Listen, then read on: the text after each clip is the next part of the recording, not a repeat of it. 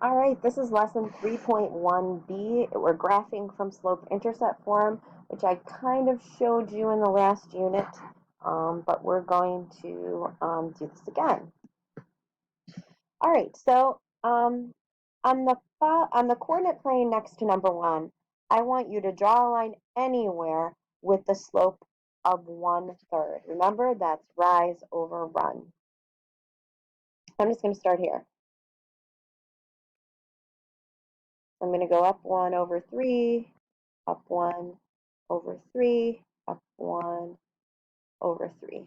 Now I'm going to go down 1, left 3, down 1, left 3, down 1, left 3. That's my line. And I confuse myself with all those lines. But there's my line. Should go through here. Okay? How do I know that my line has a slope of 1/3? Well, it has a rise of 1 and a run of 3. That's how I know. What did you do to draw your line to ensure that you ended up with a slope of 1 and 3? Well, I chose a starting point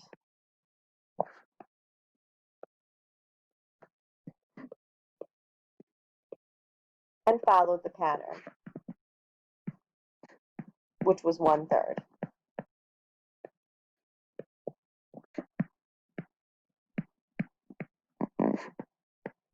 Up 1 over 3. All right, let's go to number 2. Moving on. This time, I want you to draw a slope of -2. And how are you going to guarantee that your line has a slope of -2? So it should have a rise of -2 and a run of 1, because we changed this into a fraction to be -2 over 1. So I'm going to start down here this time. I'm going to go down 2 over 1, down 2 over 1, down 2 over 1. Then I'm going to do the opposite, up 2 but left 1. So I'm going to make the 1 negative instead of the 2. This line's better without all those steps between it. Okay, there's my line. What did you do to draw your line to ensure that you ended up with the slope of 1? Well, I chose a starting point. Again, they're not telling us where to start yet. And I followed the pattern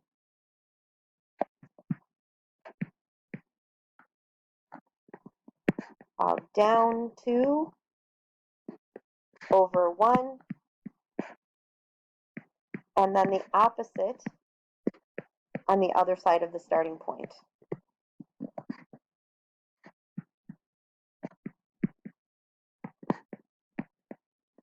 Okay? All right, moving on. Okay, number 3. Let's see what we have in store. Let's look at the following. Now they're giving us this. They're giving us the b, and the y equals mx plus b. That's the y-intercept. So my y-intercept is -1, and my slope is 2/3 because that's the m.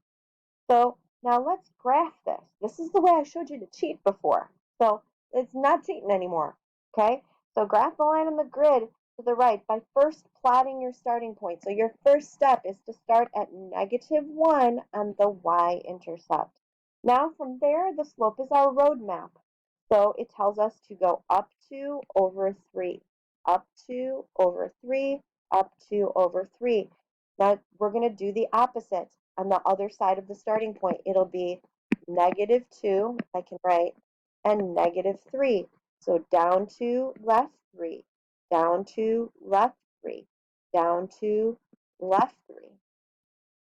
There we go. That's the quick and easy way to graph your lines.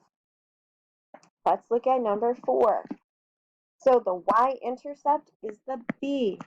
So it's 1, and the slope is the m, so our slope is 3, or 3 over 1 if you want your rise and run. So we're going to start at our y-intercept, which is 1, right on the y-axis at +1. Now we're going to go up 3 over 1, up 3 over 1, up 3 over 1. Now the opposite side, we're going to make them both negative.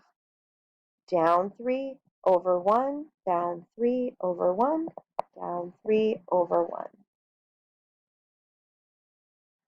There we go. Number 5, what's the y-intercept? There's no b.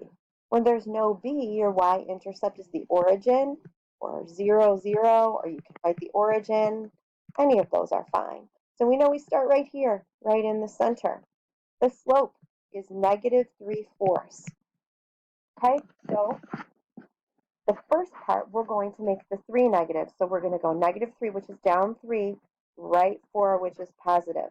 So negative 3, positive 4.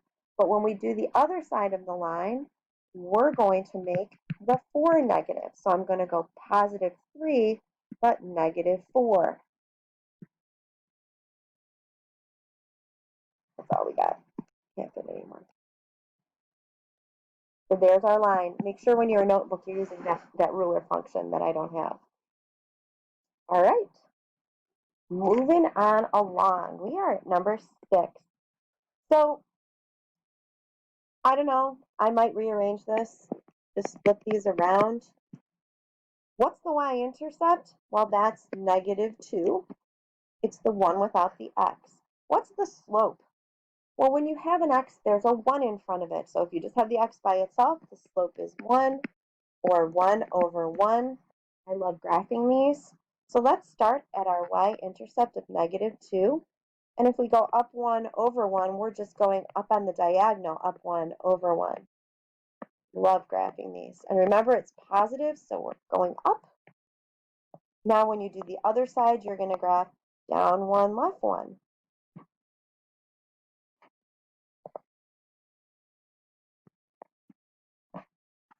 All right, number 7. Graph negative 2x, and this should be plus. This is a typo. This should be plus. So my y-intercept is my b, which is right there, the one without the x. So that's 3.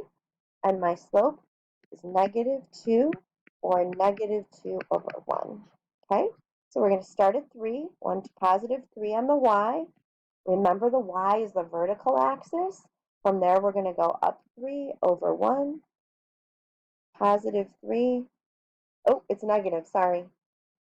Hold on. Mrs. B is messing up here. Our slope is negative 2. So we're going to go down 2, right 1. Down 2, right 1. Sorry about that. Now to get the other side, we're going to make the 1 negative. So we're going to go positive 2, negative 1. We're going to make the other piece of that negative. Sorry about that. There we go. Number 8. These are really important, these last couple. If I can actually turn the page. There we go.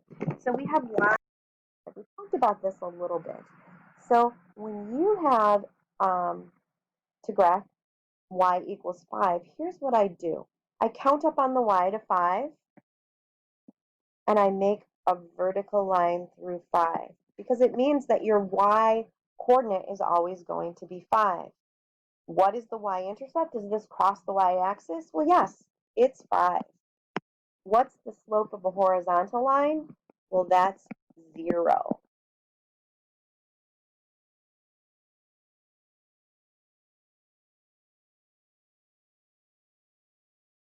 All right. Graphing x equals negative 1. Well, that's the opposite. I'm going to count over on my x-axis to negative 1, and I'm going to make a vertical line through it. Does it ever intersect the y-axis? No. So be careful not to put 0, because that means that it crosses at 0. So your answer here is none. It never crosses. What's the slope of a vertical line? Well, that's undefined.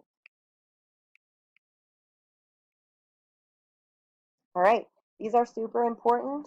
You're going to have to memorize them, and you are going to find them on a test.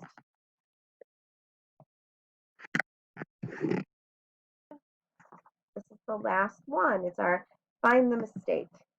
So Kevin was asked to find y equals negative 1/2 x plus 1. He graphed, and he made a super common error that Mrs. Benhart almost made in this PowerPoint. So describe what Kevin's error was, and then I want you to graph it. So if you take a minute and you look, it's a negative slope, and look at Kevin's graph. It's going up instead of down.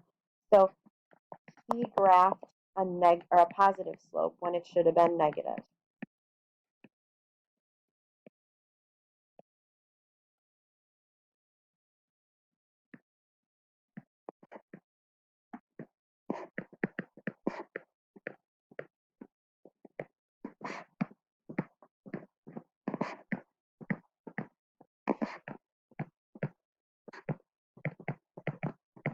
So we're going to start at 1 still, but this time we're going to go down 1 over 2.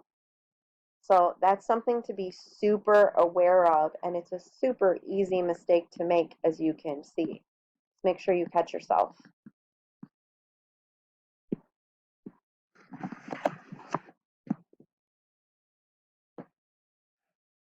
Okay, that is it.